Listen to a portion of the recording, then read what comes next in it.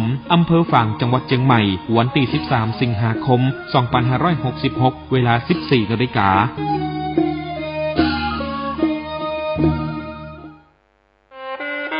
คณะสงฆ์ครูบาอาจารย์พระนักจัดรายการสถานีวิทยุพระนักเผยแพร่เจ้าหน้าที่ผู้จัดรายการเครือข่ายสถานีวิทยุคลื่นสีขาวเพื่อชาวประชาขอเชิญพุทธศาสนิกชนนักศีลนักบุญทุกท่านร่วมทำบุญหล่อเทียนพรรษาประจำปี2566ร่วมทำบุญแผ่นเทียนธรรมจักรแผ่นละ20 บาทหล่อเทียนพรรษาถวายวัดพระบาทอุดมตำบลเวียงอำเภอฝางจังหวัดเชียงใหม่หรือร่วมทำบุญตามกำลังศรัทธารอเทียนพรรษาจำนวน9 เล่มเดินทางไปร่วมบุญถวายเทียนพรรษาในพื้นที่อำเภอฝางจังหวัดเชียงใหม่ณวัดพระบาทอุดมอำเภอฝางจังหวัดเชียงใหม่วันที่13สิงหาคม2566เวลา 14 นาฬิกาท่านกำลังติดตามรับฟังสถานีวิทยุกระจายเสียงพระพุทธศาสนาแห่งชาติและสังคมคลื่นเพื่อการศึกษาพระพุทธศาสนาและวัฒนธรรมระบบ FM 104.5 เมกะเฮิรตซ์รายการต่อไปเป็นรายการคดีโลกคดีธรรมเป็นศาสนาสำหรับชาติเราศาสนาในสมัยนี้เป็นของที่แยกจากชาติไม่ได้เป็นความจำเป็นที่เราทั้งหลายผู้เป็นไทยจะต้องมั่นคงอยู่ในศาสนาพระพุทธซึ่งเป็นศาสนาสำหรับชาติเราพระพุทธศาสนาก็ดีหรือศาสนาใดก็ดีที่ตั้งมั่นอยู่ได้ก็ด้วยความมั่นคงของผู้เลื่อมใสตั้งใจที่จะรักษาและข้าพเจ้าพูดทั้งนี้ก็เพื่อชักชวนท่านทั้งหลายอย่างเป็นเพื่อนไทยและเพื่อนพุทธศาสนิกชนด้วยกันทั้งนั้นเพื่อความมั่นคงแห่งพระพุทธศาสนาข้าพเจ้ารู้สึกว่าได้ทำหน้าที่สมควรแก่อุปถัมภ์พระพุทธศาสนาเราจะตั้งใจรักษาศาสนาของเราด้วยชีวิตและถ้าท่านตั้งใจจะช่วยข้าพเจ้าในกิจอันใหญ่นี้แล้วก็จะเป็นที่พอใจข้าพเจ้าเป็นอันมากเพราะฉะนั้นเป็นหน้าที่ของเราทั้งหลายที่จะช่วยกันบำรุงรักษาพระพุทธศาสนาอย่าให้เสื่อมสูญไปการที่จะบำรุงพระพุทธศาสนาเราต้องรู้สึกก่อนว่าหลักของพระพุทธศาสนาคืออะไรเราจะถือว่าเราเป็นไทยด้วยกันหมดเราจะต้องรักษาความเป็นไทยของเราให้ยั่งยืนเราจะต้องรักษาพระพุทธศาสนาให้ถาวรวัฒนาการอย่างที่เป็นมาแล้วหลายชั่วโคตรของเราทั้งหลายพระบรมราโชวาทของพระบาทสมเด็จพระมงกุฎเกล้าเจ้าอยู่หัวรัชกาลที่ 6พระบรมราโชวาทก็ดีพระราชนิพนธ์ก็ดีหรือพระบรมราชโองการของพระมหากษัตริย์ถือเป็นบทบัญญัติแห่งกฎหมายทั้งหมดทั้งสิ้นการบัญญัติให้พระพุทธศาสนาเป็นศาสนาประจำชาติไทยไว้ในรัฐธรรมนูญ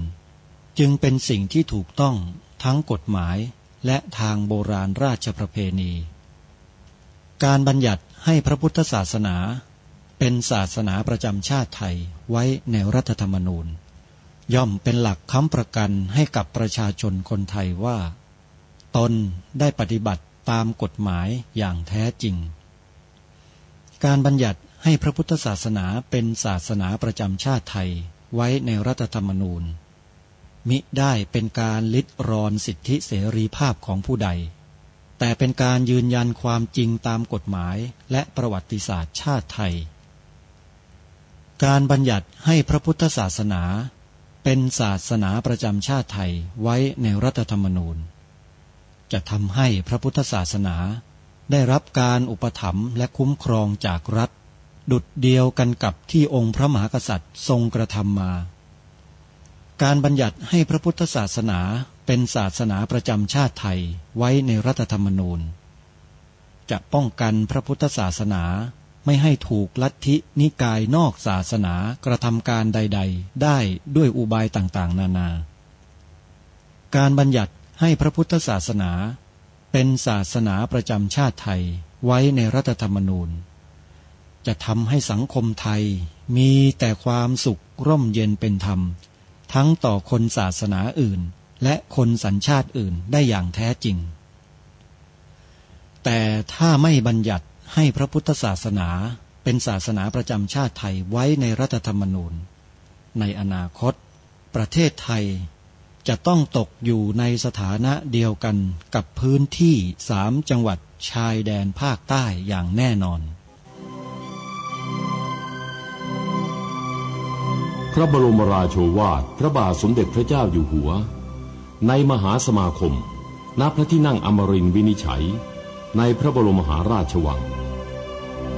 โดยที่พระพุทธศาสนาเป็นศาสนาประจำชาติของเรา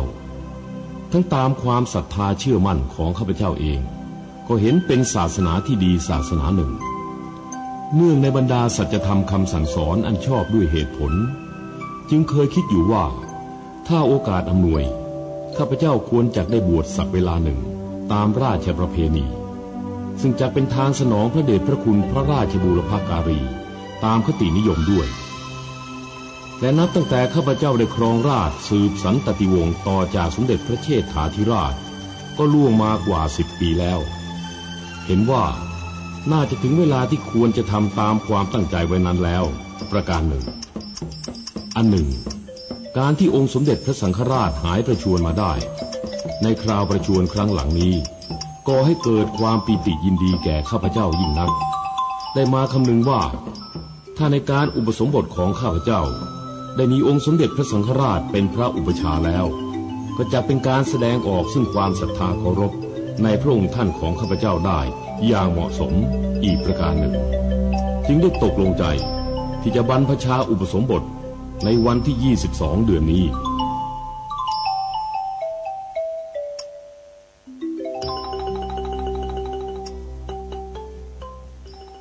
มือถือระบบ Android ดาวน์โหลดแอปพลิเคชันที่ชื่อว่าวิทยุพุทธศาสนาทั่วไทยเพื่อติดตามรับฟังรายการนี้ได้ทุกวันในวันหนึ่งสามารถรับฟังได้5 เวลาแต่ละสถานีวิทยุที่อยู่ในแอปพลิเคชันนี้นำไปเปิดออกอากาศต่างเวลากันท่านสามารถรับฟังได้ในเวลา 9 นาฬิกาที่สถานีวิทยุวัดหนองกายและวัดอารามมงคลในเวลา 10 นาฬิกาท่านสามารถรับฟังได้อีกครั้งหนึ่งทางสถานีวิทยุวัดป่าจริยธรรมเวลา 11 นาฬิกาท่านสามารถฟังได้อีกครั้งหนึ่งที่สถานีวิทยุวัดฝายหินเวลา 13 นาฬิกาท่านสามารถรับฟังได้อีกครั้งหนึ่งที่สถานีวิทยุวัดบ้านปลาคูนและในเวลา 1 นาฬิกาหรือว่าตี 1ท่านสามารถฟังในรอบดึกได้อีกครั้งหนึ่งทางสถานีวิทยุวัดฝายหินนี่คือช่องทางการติดตามรับฟังรายการคดีโลกคดีธรรมผ่านแอปพลิเคชันที่ชื่อว่าวิทยุพุทธศาสนาทั่วไทยขอให้ท่านสาธุชนพุทธบริษัททั้งฝ่ายบรรพชิตและคฤหัสถ์ได้กรุณาช่วยกันแนะนำบอกต่อให้พี่น้องชาวพุทธของเราทั่วราชอาณาจักรดาวน์โหลดแอปพลิเคชันวิทยุพุทธศาสนาทั่วไทยเอาไว้เพราะปีหน้าเราจะไม่มีสถานีวิทยุพระพุทธศาสนาแห่งชาติเปิดธรรมะให้ฟังอีกแล้วเพราะถูกการใช้อำนาจสั่งการออกระเบียบออกคำสั่งให้ปิดสถานีวิทยุของพระภิกษุสงฆ์ทั่วประเทศในปี 2567 ได้ข้อมูลมาอย่างนี้และถ้าปิดไปแล้วหลายท่านจะฟัง รายการธรรมะได้จากที่ไหนฟังได้เหมือนเดิมแต่ไม่เหมือนเดิมฟังได้เหมือนเดิมก็คือสถานีวิทยุที่ท่านออกอากาศอยู่นั้นก็ยังออกตามปกติแต่เปลี่ยนจากออกอากาศทางเสาอากาศหรือสายอากาศวิทยุภาคพื้นดินที่ส่งกระจายเสียงอยู่ภาคพื้นดินเนี่ยมาเป็นส่งกระจายเสียงทางอินเทอร์เน็ตทางโลกโซเชียลเน็ตเวิร์กเขาเรียกว่าสถานีวิทยุออนไลน์ทีนี้จะฟังยังไงล่ะฟังผ่านโทรศัพท์มือถือได้เท่านั้นท่านมีโทรศัพท์มือถือหรือยังเมื่อมีโทรศัพท์มือถือแล้วมีซิมการ์ดไหมเป็นรายเดือนรายวันเป็นอะไรแบบเติมเงินหรือว่าเหมารายปีท่านต้องสามารถเล่นอินเทอร์เน็ตได้ด้วย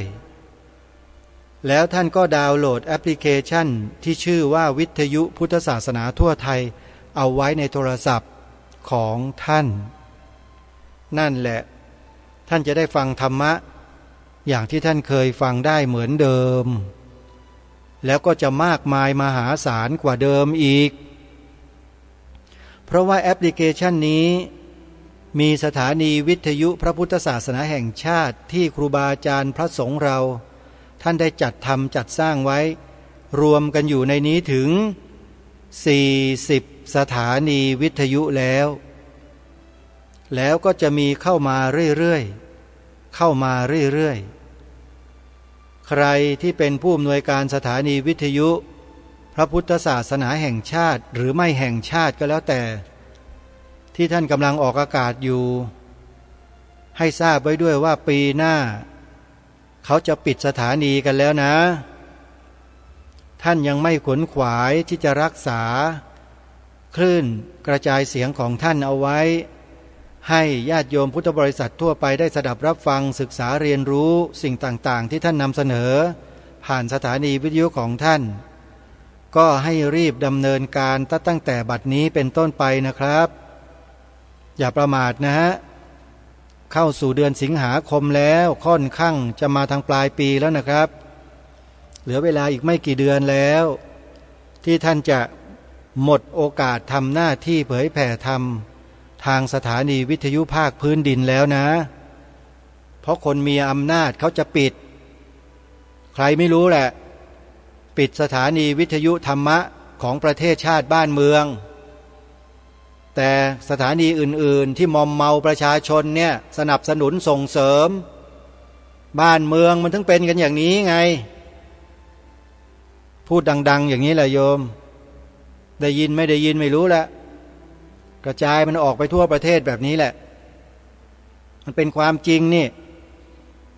พระสงฆ์ท่านสู้อุตสาห์ขายไร่ขายนาของพ่อของแม่เอามาสร้างสถานีวิทยุเพื่อหวังจะเผยแผ่ธรรมะของพระสัมมาสัมพุทธเจ้าแต่คนมีอำนาจมันหูหนวกตาบอดมันจะสั่งปิดสถานีวิทยุพระทั่วประเทศเนี่ยท่านผู้ฟังลองคิดดูสิว่าอำนาจแบบนี้มันเป็นอำนาจที่ดีหรือเปล่าแล้วปล่อยให้มันเกิดขึ้นมาได้ยังไงล่ะผู้หลักผู้ใหญ่ที่มีใจเป็นธรรมยังมีเหลืออยู่ในประเทศนี้หรือเปล่าไม่ทราบทำไมถึงไม่ไปดำเนินการแก้ไขเพื่อป้องกันไม่ให้สถานีวิทยุธรรมะทั้งหลายเหล่านี้ถูกปิดท่านทำไมไม่ไปช่วยกันดำเนินการไปสกัดกั้นไปแก้ไขกันบ้างท่านจะให้พระสงฆ์ไปเดินขบวนบนถนนเหรอมันไม่ใช่เรื่องไม่ใช่หน้าที่พอลงไปก็โดนด่าอีกนี่ก็ได้พูดแต่อย่างนี้แหละบอกกับผู้ฟังให้ทราบว่าคนมันจะใช้อำนาจปิดสถานีวิทยุพระทั่วประเทศแล้วนะโยมขอเข้ามาขออภัยด้วยนะโยมที่เสียงดังวันนี้พอพูดถึงเรื่องนี้ทีไรเนี่ยเครื่องมันร้อนทุกทีนี่ขนาดกำลังจะนำเอาธรรมะมาให้กับทุกท่านนะแต่มันก็อดไม่ได้เพราะความห่วงความเป็นห่วงเป็นใยห่วงชาติบ้านเมืองห่วงพระศาสนาห่วงชาวพุทธของเรานะจะถูก ดึงดูดไปในทางที่ผิดที่ไม่ดีไม่งามแล้วก็จะกลายเป็นพวกมิจฉาทิฏฐิตามๆกันไปก็เลยห่วงใยแรงไปหน่อยขออภัยด้วยนะเอาละกลับมาท่านผู้ฟังวันนี้ไม่พูดพร่ำทำเพลงอะไรกันละเนื้อหาสาระที่ทางรายการนำเสนออยู่ในช่วงนี้ก็คือเรื่องของการวิเคราะห์พุทธจริยศาสตร์ที่ปรากฏในธรรมจักรกัปปวัตตนสูตรซึ่งถือว่าเป็นความต่อเนื่องจากเนื้อหาที่ทางรายการได้นำเสนอผ่านมาในช่วงวันอาสาฬหบูชาคือธรรมจักรกัปปวัตตนสูตรที่องค์สมเด็จพระสัมมาสัมพุทธเจ้าหลังตรัสรู้ใหม่ๆ2 เดือนได้ทรงประทานพระธรรมจักรกัปปวัตตนสูตรซึ่งเป็นธรรมะเป็นกันแรกเป็นพระธรรมเทศนากันแรกของพระองค์ท่านที่ได้ตรัสบอกแก่ปัญจวัคคีย์ทั้ง5ที่ป่าอิสิปตนมฤคทายวันแขวงเมืองพาราณสีที่ประเทศอินเดียในปัจจุบันนี้นี่แหละก็ได้นำมาเผยแพร่ให้สาธุชนท่านผู้ฟังได้สดับปรับฟังกันผ่านไปแล้วในช่วงนี้เห็นมีเนื้อหาทางวิชาการของนิสิตนักศึกษาของมหาวิทยาลัยสงฆ์ทั้ง2 แห่งบวกกับมหาวิทยาลัยขอนแก่นได้ทำบทวิเคราะห์พุทธจริยศาสตร์ที่ปรากฏในธรรมจักรกัปปวัตตนสูตรขึ้นมาเป็นรูปของเอกสารก็เลยนำมาเผยแพร่ให้กับพวกเราชาวพุทธเนี่ยได้ลองฟังกันดูศึกษากันดูว่าในระดับเวทีวิชาการในรั้วมหาวิทยาลัยเนี่ยเขาได้เขียนถึงธรรมจักรกัปปวัตตนสูตรวิเคราะห์ถึงพุทธจริยศาสตร์ของพระสัมมาสัมพุทธเจ้าไว้เกี่ยวกับเรื่องดังกล่าวนี้อย่างไรเผื่อว่าในปัจจุบันเราจะได้มีแนวทางมีแนวคิดในการต่อยอดพระธรรมคำสอนของพระสัมมาสัมพุทธเจ้าลงไปสู่คนรุ่นใหม่ได้บ้างเพราะว่าเนื้อหาที่นำมาเสนอนี้เนี่ยเป็นเนื้อหาทางวิชาการล้วนๆไม่มีคำว่าเชิงนะโยมที่นำมาเสนอเนี่ยเป็นวิชาการล้วนๆเลยคำว่าวิชาการล้วนๆก็หมายความว่าสามารถนำไปอ้างอิงได้ในทุกที่ทุกหนทุกแห่งเชื่อถือได้เพราะมีการทำการวิจัยมาอย่างดีแล้วสรุปผลมาอย่างดีแล้วก็ผ่านคณะกรรมการผ่านผู้เชี่ยวชาญในการตรวจการทานในการศึกษาวิเคราะห์ในการทำรีเสิร์ชอะไรต่างๆเหล่านี้ก็ตกผลึกเรียบร้อยผ่านก็ทำให้นำมาเผยแพร่กันได้มันมีข้อดีอยู่อย่างนี้งานวิจัยเนี่ยอาตมาภาพเองก็ชอบงานพวกนี้อยู่แต่ทำไม่เป็นหรอกแต่พออ่านผลงานของเขาแล้วเนี่ยบอกได้เลยว่ามันเกิดความเข้าใจได้ง่ายมันสรุปได้แบบในตัวหนังสือที่เราอ่านนี้เลยโดยที่เราไม่ต้องไปเดินให้มันเหนื่อยยากลำบากไปทำวิจัยด้วยตัวเองเขาสรุปมาทำมาให้เราเรียบร้อยแล้วก็เลยนำมาเสนอให้พวกเราได้สดับรับฟังร่วมกันด้วยเป็นประโยชน์ร่วมกันนะฮะเมื่อวานนี้ได้นำเสนอการวิเคราะห์พุทธจริยศาสตร์ที่ปรากฏในธรรมจักรกัปปวัตตนสูตรแล้ววิเคราะห์ข้อมูลด้วยวิธีการพรรณนาตามหลักอุปนัยซึ่งเป็นข้ออุปนัยในเบื้องต้นนะอันนี้มันมีปรากฏอยู่ในวารสารบัณฑิตศึกษามหาจุฬาขอนแก่นปีที่7ฉบับที่1ประจำเดือนมกราคมถึงมีนาคม2563อันนี้มีปรากฏอยู่ในหน้า269นำมาเสนอต่อท่านผู้ฟังเมื่อวานนี้ไปครั้งหนึ่งแล้ววันนี้จะนำมาอ่านอีกรอบหนึ่งแล้วก็จะต่อเนื่องกันไปนะฮะก็ขอบอกกับญาติโยมพุทธบริษัทที่อยู่ตามต่างจังหวัดที่เป็นชาวไร่ชาวนาที่ศึกษาเล่าเรียนมาน้อยนิดหนึ่งว่าโยมอย่าเพิ่งท้อแท้นะฟังผลงานทางวิชาการของนิสิตนักศึกษาที่เขาเรียนมหาวิทยาลัยกันเนี่ย อย่าพึ่งท้อแท้นะโยมนะบางทีโยมอาจจะเข้าใจได้ดีด้วยก็ลองฟังกันดูก็จะขอเริ่มอ่านตั้งแต่บัดนี้เป็นต้นไปนะฮะวิเคราะห์พุทธจริยศาสตร์ที่ปรากฏในธรรมจักรกัปปวัตนสูตรแล้ววิเคราะห์ข้อมูลด้วยวิธีการพรรณนาตามหลักอุปนัยข้อ 1. ความคิดทฤษฎีพุทธจริยศาสตร์เป็นแนวคิดที่นำมาใช้เป็นเครื่องมือในการควบคุมพฤติกรรมทางกายวาจาใจซึ่งแบ่งเป็น3 ระดับคือระดับต้นได้แก่ศีลควบคุมกายและวาจาระดับกลางได้แก่กุศลกรรมบท10เป็นเครื่องมือควบคุมใจระดับสูงได้แก่มรรคมีองค์8ควบคุมกายวาจาและใจพัฒนาสติปัญญาของมนุษย์ให้บรรลุเป้าหมายสูงสุดคือพระนิพพาน 2. ธรรมจักรกัปปวัตตนสูตรเป็นพระธรรมเทศนากันแรกที่พระพุทธเจ้าทรงแสดงแก่ปัญจวัคคีย์ที่ป่าอิสิปตนมฤคทายวันโดยมีสาระสำคัญคือทางสุดโต่ง2 ทางได้แก่กามสุขาริกานุโยคการหมกมุ่นอยู่ในกามและอัตตกิลมัฏฐานุโยคการทรมานตนให้ลำบากโดยเปล่าประโยชน์ซึ่งเป็นไปเพื่อความทุกข์และนำเสนอหลักมัชฌิมาปฏิปทาเพื่อการดำเนินชีวิตที่ดีงามและบรรลุเป้าหมายสูงสุดคือพระนิพพาน 3. การวิเคราะห์พุทธจริยศาสตร์ที่ปรากฏในธรรมจักรกัปปวัตตนสูตรพบว่าพุทธจริยศาสตร์ที่ปรากฏในธรรมจักรกัปปวัตตนสูตรเป็นพุทธจริยศาสตร์ระดับสูงได้แก่อริยสัจ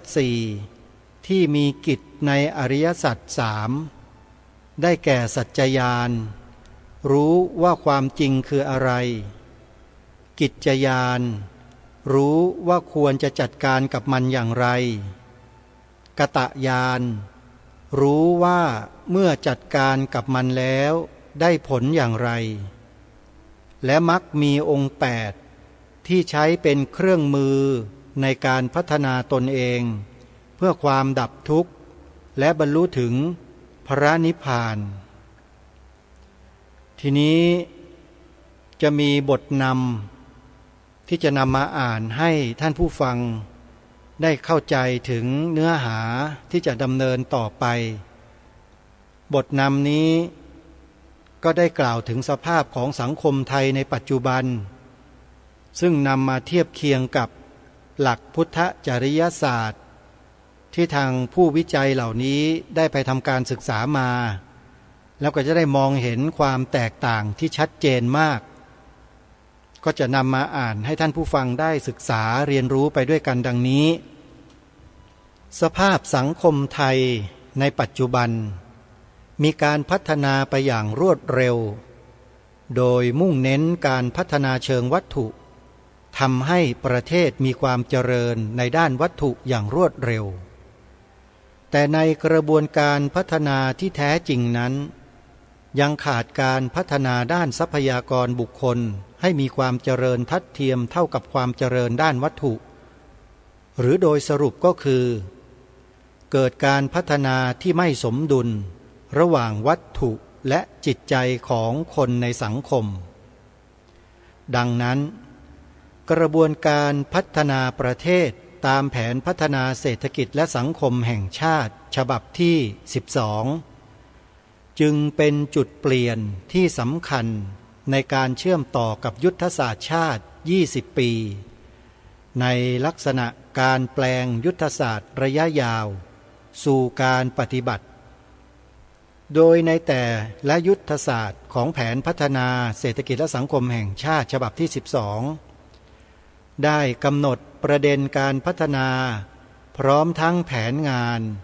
โครงการสำคัญที่ต้องดำเนินการให้เห็นผลในรูปธรรมในช่วง5 ปีแรกของการขับเคลื่อนยุทธศาสตร์ชาติเพื่อเตรียมความพร้อมคนสังคม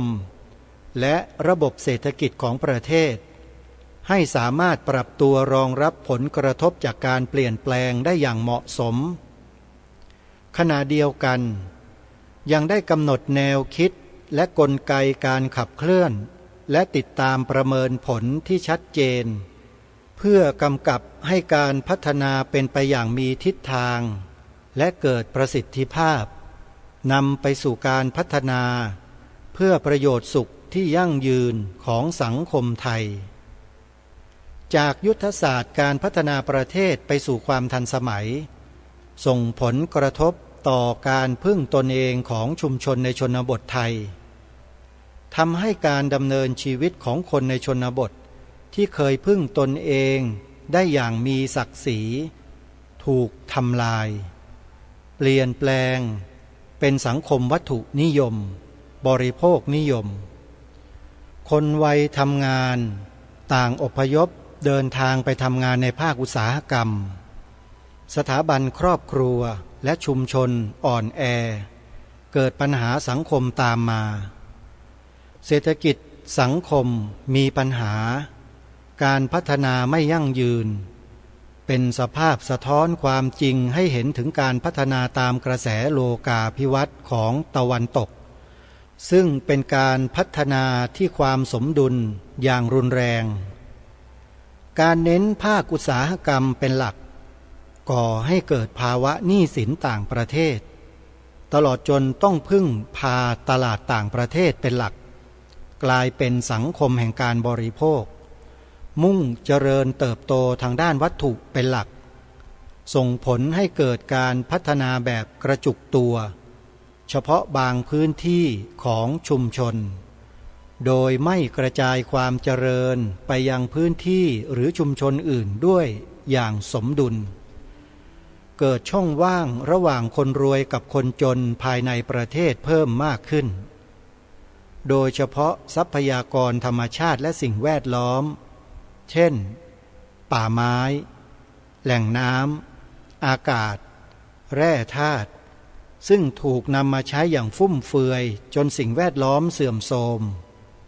ความสัมพันธ์กับธรรมชาติเปลี่ยนแปลงจากการพึ่งพิงเป็นการรุกรานจนแทบไม่เหลือร่องรอยของความสมดุลในอดีตการดำรงชีวิตของคนไทยในอดีตมีความเป็นอยู่แบบเครือญาติอย่างร่มเย็นเป็นสุขด้วยการพึ่งพิงธรรมะหรือเครือข่ายสังคมวิถีชนบทมีอิสระในการดำเนินชีวิตของตนเองเป็นศักยภาพพื้นฐานของสังคมไทยทุกภูมิภาคที่มีมาแต่เดิมถูกระบบจากกระแสโลกาภิวัตน์ทำให้สังคมเกิดความเสื่อมถอยและเปราะบางเนื่องจากระบบทุนนิยมมีรกรากยึดติดกับการแสวงหาความมั่งคั่งทางวัตถุจึงสร้างความเดือดร้อนให้เกิดขึ้นในทุกด้านไม่ว่าจะเป็นด้านเศรษฐกิจการเมืองสังคมวัฒนธรรมและระบบนิเวศของไทยในปัจจุบันของประเทศไทยเป็นยุคแห่งการเปลี่ยนแปลงอยู่ตลอดเวลายากต่อการคาดเดากับเหตุการณ์ต่างๆซึ่งในการเปลี่ยนแปลงแต่ละครั้งก็จะมาพร้อมกับปัญหาที่ตามมาอีกมากมายสังคมไทยในตอนนี้ได้ประสบกับปัญหาความมั่นคงของชาติที่มาพร้อมกับการเปลี่ยนแปลงครั้งยิ่งใหญ่ปัญหาสังคมคือสภาวะการที่เลวร้ายมีพิษเป็นภัยไม่สอดคล้องกับค่านิยมเป็นไปในทางไม่ดีไม่พึงปรารถนา เบี่ยงเบนไปจากสภาวะปกติและบรรทัดฐานทางสังคมมีผลกระทบต่อคนจำนวนมากพอสมควรคุกคามก่ออันตรายเสียหายแก่สังคมคนจำนวนมากเดือดร้อนเกิดความรู้สึกไม่พอใจและคนเหล่านั้นคิดกันว่าปัญหานั้นมีวิถีทางจะแก้ไขได้พิจารณาเห็นว่าควรจะมีการกระทำสิ่งหนึ่งสิ่งใดร่วมกันเพื่อแก้ปัญหานั้นให้หมดไปหรือเบาบางลงที่สุดก็อาจมีพฤติกรรมแสดงออกซึ่งปฏิกิริยาต่อต้านดำเนินการขจัดปัญหาเพื่อคนในสังคม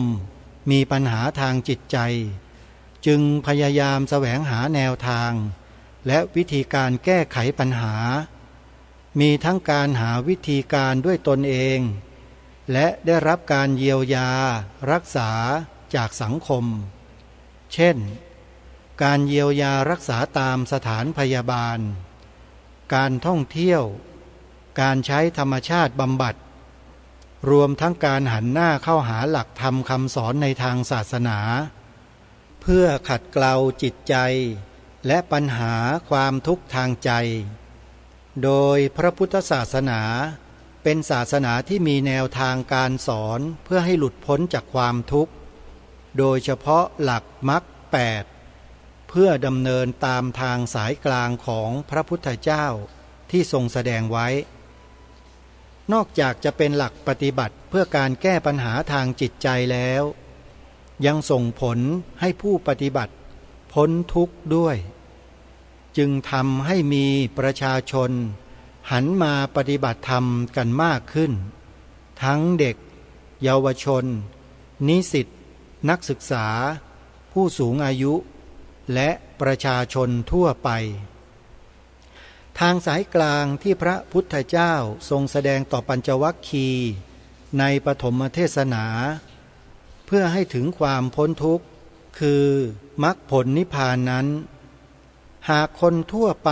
ยังลุ่มหลงเสพสุขอยู่ในรูปเสียงกลิ่นรสสัมผัสหรือกามสุขัลลิกานุโยคดังที่ปุถุชนปฏิบัติกันอยู่ย่อมไม่ใช่ทางที่จะนำไปสู่ความพ้นทุกข์ทางสายกลางหรือมัชฌิมาปฏิปทาอันประกอบด้วยมรรคมีองค์8ทางสายนี้แหละเป็นทางสายเดียวที่จะนำไปสู่ความพ้นทุกข์หรือสู่มรรคผลนิพพานได้เพราะฉะนั้นทางสายกลางในความหมายที่พระพุทธองค์ทรงแสดงต่อปัญจวัคคีย์ก็คือมรรคมีองค์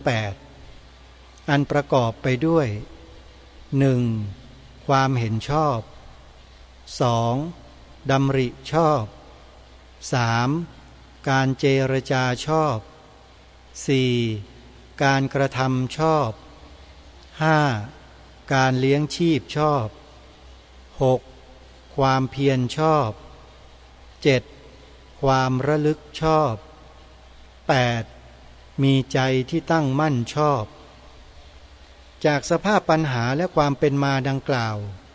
ทำให้ผู้วิจัยมีความสนใจในการศึกษาเรื่องการวิเคราะห์พุทธจริยศาสตร์ที่ปรากฏในธรรมจักรกัปปวัตตนสูตร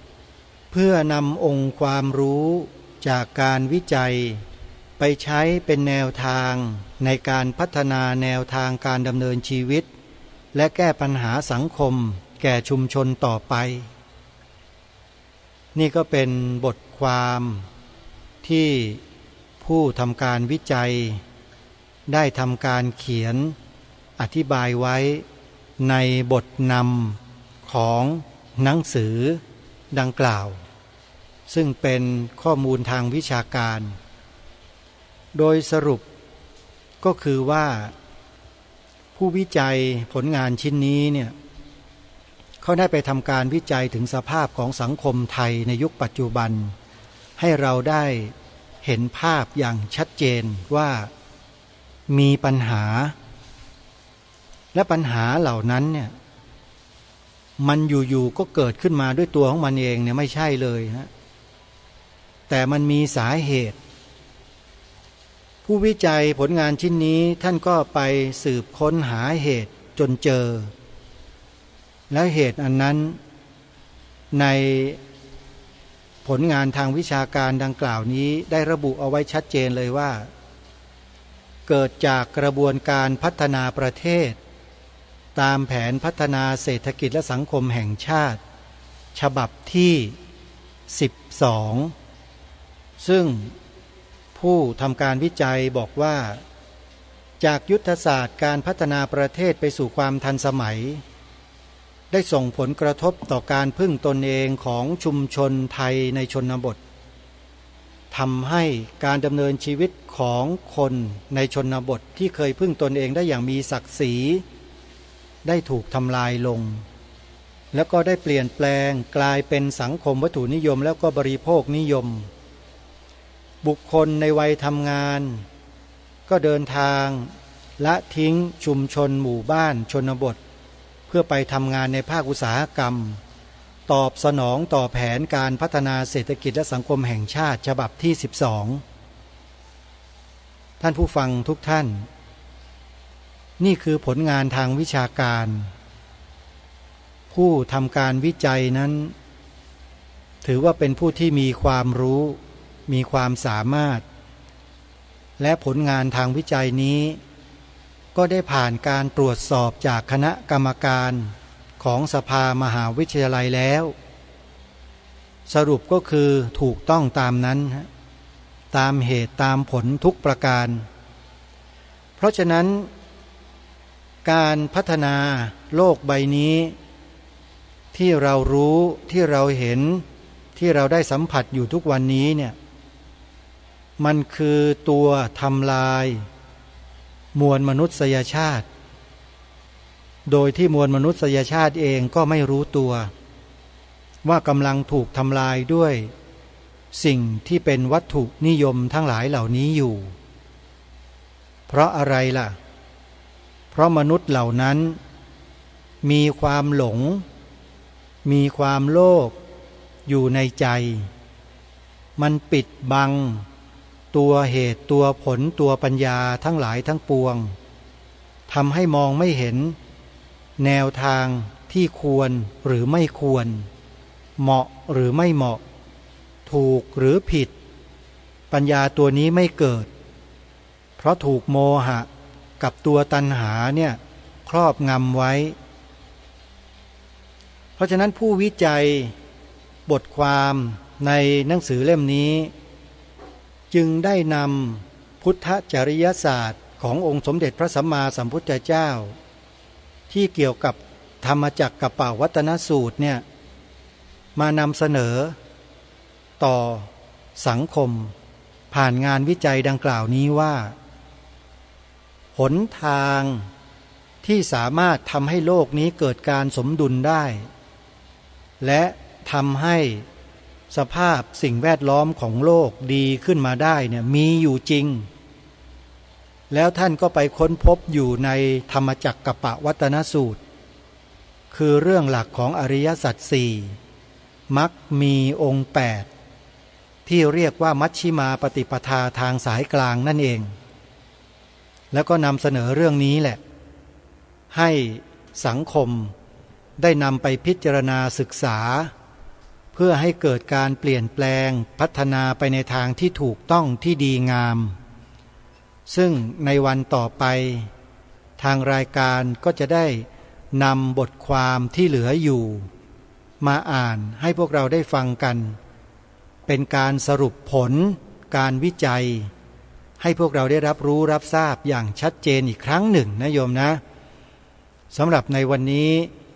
เวลาของรายการก็ใกล้จะหมดลงแล้วก็ขอฝากประชาสัมพันธ์ข่าวงานบุญกฐินให้ญาติโยมสาธุชนได้มีส่วนร่วมสนับสนุนทำบุญกับครูบาอาจารย์ของเราร่วมกันนะโยมนะในวันที่26พฤศจิกายนเป็นช่วงปลายฤดูทอดกฐินนะวันสุดท้ายคือวันที่27พฤศจิกายนแต่ในวันที่26พฤศจิกายนนี้ ที่วัดสามชุกอำเภอสามชุกจังหวัดสุพรรณบุรีจะจัดทอดกฐินดีทีวีญาติโยมสาธุชนท่านใดจะร่วมเป็นเจ้าภาพให้ติดต่อสอบถามไปที่หมายเลขโทรศัพท์นี้ได้เลย089-000-8462วัดสามชุกอำเภอสามชุกจังหวัดสุพรรณบุรีจัดทอดกฐินปีนี้วันที่26พฤศจิกายนประกาศกันไว้แต่เนิ่นๆเลยนะโยมนะส่วนอีกวัดหนึ่งก็คือวัดหนองกายตำบลสันป่ายางอำเภอแม่แตงจังหวัดเชียงใหม่ทอดกฐินในวันเสาร์ที่4พฤศจิกายนวันเสาร์ที่4พฤศจิกายนนะใครที่จะร่วมเป็นเจ้าภาพทอดกฐินเพื่อร่วมสร้างอุโบสถรูปทรงเจดีย์พุทธคยาของวัดหนองกาย